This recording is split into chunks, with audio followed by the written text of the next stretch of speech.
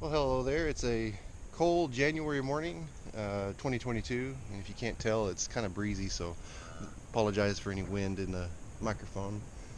But I've taken a little bit of a break from YouTube, but this morning I woke up and felt inspired to come out and maybe give an update, some things I've been working on. Haven't been up to a whole lot, just been, keeping up with real life and doing the odd and end project here and there. Didn't seem like it was really worth filming, but I figured I'd come out and at least update on my cows and see how they're doing. Uh, and then talk a little bit about my cattle corral that I did some work on within this past month to kind of get it fixed up. It's kind of an ever-going project. On Christmas, we worked all the cows, and I put all new orange ear tags, so all the new numbers that all the cows have, they have, and gave them some vaccinations. I didn't do a whole lot. I did blackleg vaccines, did a pneumonia for a few of them. None of them were sick. I had the vaccine and went ahead and applied it.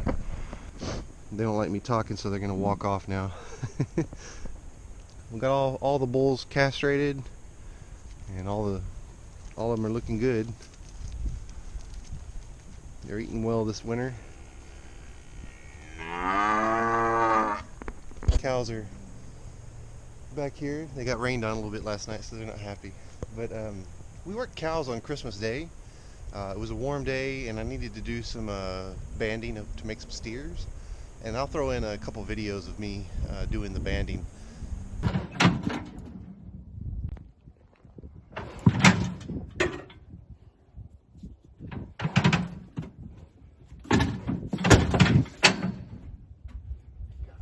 Big old balls.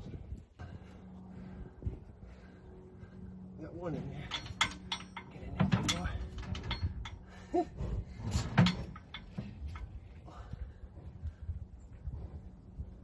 Got him.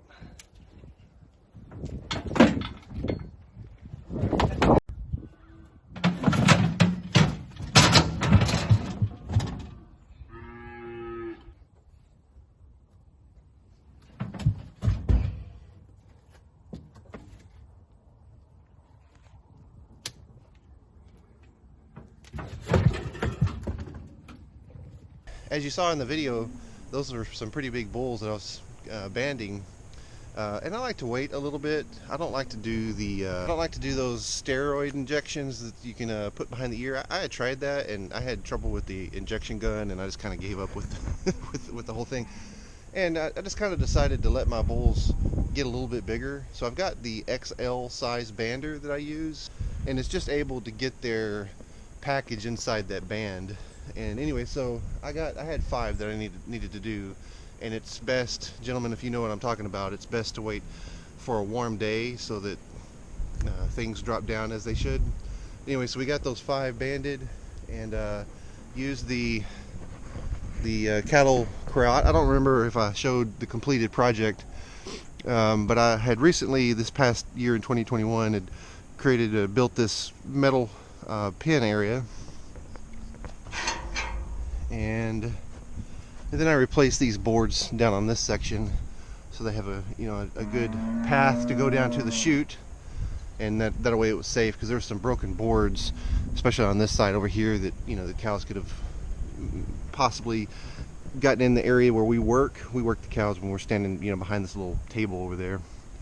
So it all worked out really well. The only problem I had is this gate that I'm moving right now. Let me put it back. This gate here, I have a couple of rowdy cows. They're heavily Brahma influenced, and Brahmas can be a little bit wild. In fact, I'll show you. She's that tall one back there, number 11. Anyway, so I got her in this little holding chute, and she started trying to jump out, and ended up bending the gate, and the boards, or the big posts that were holding the gate, had moved due to her weight. It caused the gate to collapse. And so you can see down here on the ground where I was dragging it, trying to get it open and closed as we completed working the cows.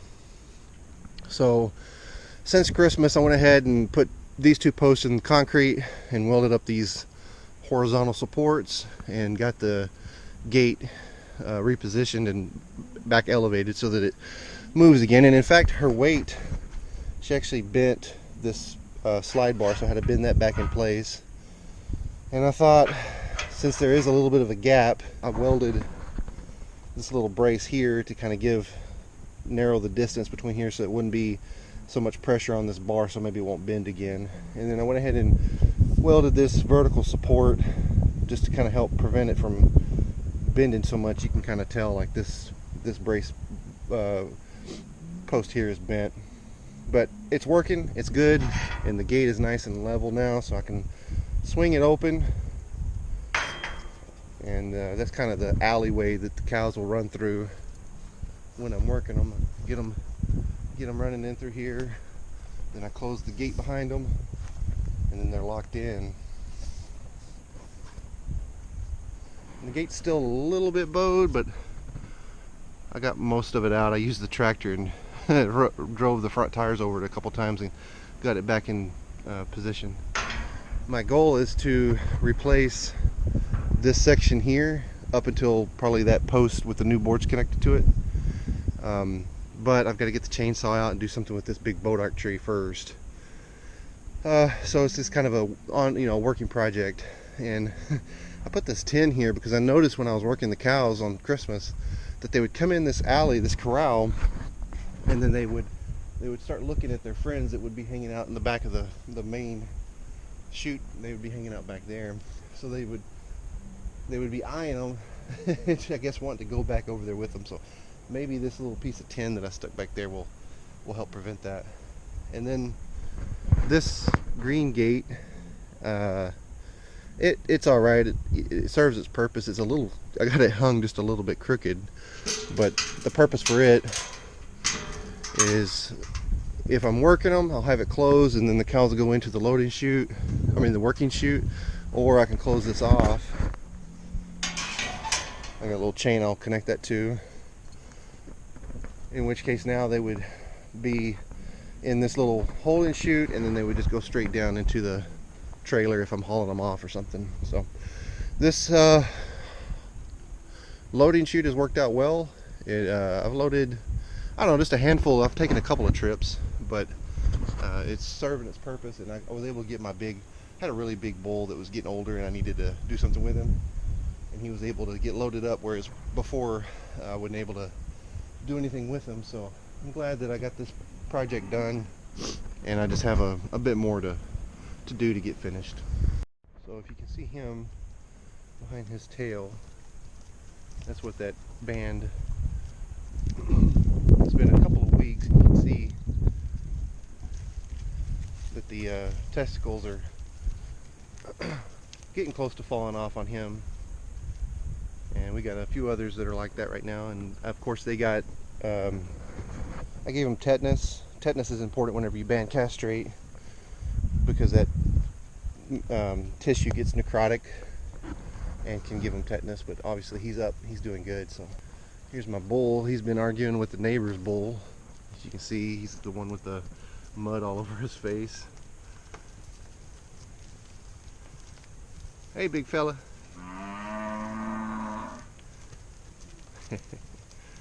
So he's our remaining bull, and like I said, the older bull that we had previous, I sent him on down the road. He wasn't doing his job. Here's another one of these bulls that I band castrated.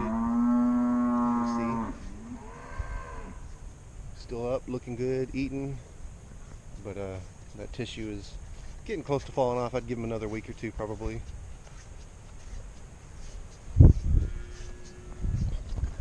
They're licking on their mineral. I've been feeding my cows on this pasture over here for the this winter 2022 season, and got a couple of rings that are empty.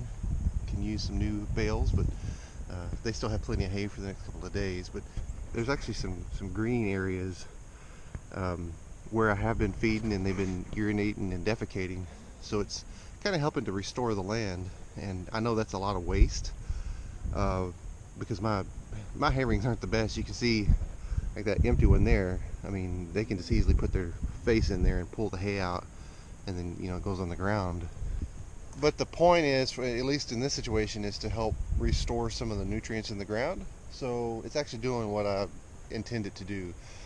In this case, because I have a lot of hay that I produced last year, if they want to waste some hay, it's no problem to me. You know, let them put it on the ground, and the ground will be a little bit better as a result. This is an old pair of Ariat boots that my wife bought me probably 5 years ago, and they've held up fairly well. I've had some issues with the, I guess you would call this the upper separating from the soles, but I have used these things extensively. Done some patches. As you can see, this is a little bit of glue that I used to try to reseal the uppers.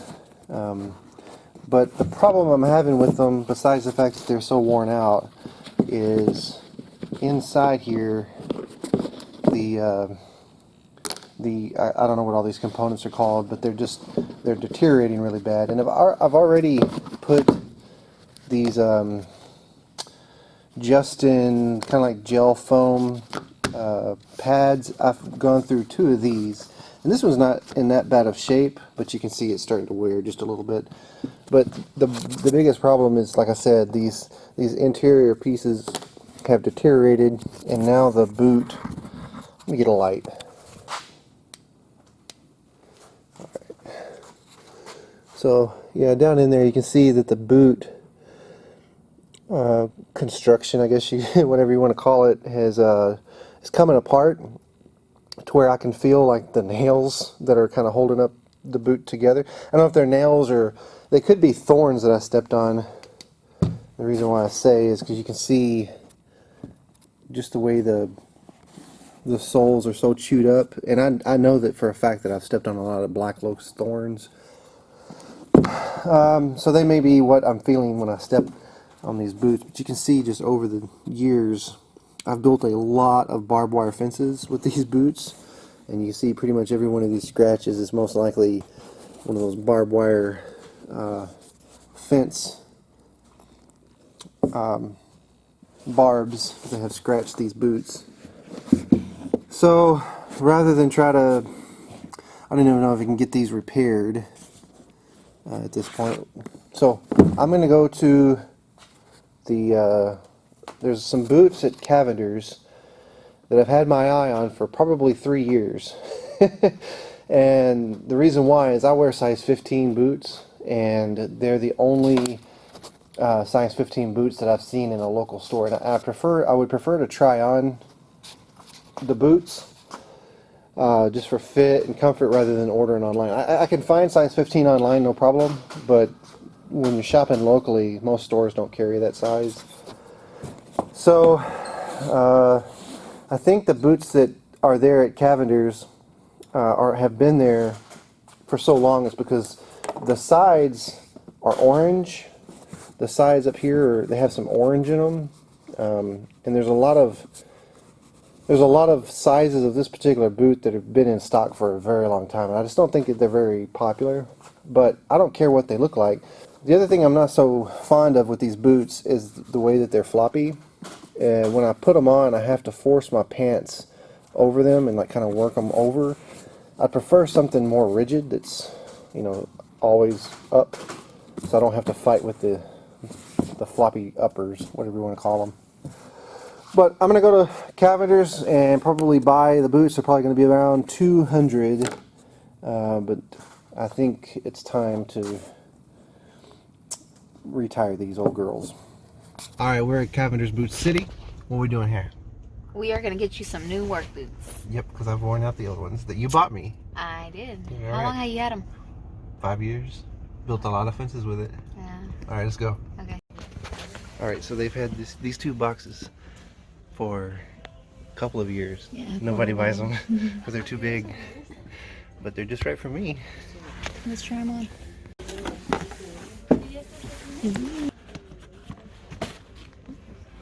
They're nice.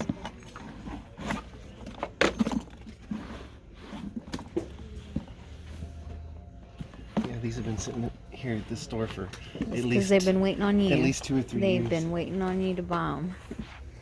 Yeah, these are good. Oh, that's nice. Look at you, ready to go. I want to see, these are a little scuffed up. I want to see if the others aren't quite as bad. But you're gonna get them Right? scuffed up working in the farm. Okay, we're back from Cavender's, and as I suspected, and like I said, I've had my eye on these boots for a while, but they were $179, and convinced my wife to let me take a clip there at the store of us doing some shopping. But here's what they look like, just as I had described. They're rigid, which I like. I like the fact that these are rigid up here at the top. They do have the orange, which is what I suspect is why these have been on the shelf for so long. These in particular have been on the shelf for a while just because they're size 15 USA. So the store had 2 pairs of these boots in size 15, and I was going to look at the other box to see if maybe there was a pair that wasn't so scuffed up, but the other pair was worse than these. And then as my wife kindly reminded me, these are work boots. So it doesn't matter if they're scuffed up or not. But this is what I'm going to be wearing now here on the farm.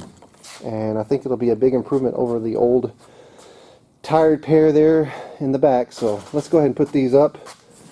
I don't want to throw these away just because they do have a little bit of history. So I think right above the door, right up there would be a nice place. Maybe I'll find another spot where they'll be more visible one day, but for now, that's where I'll put them.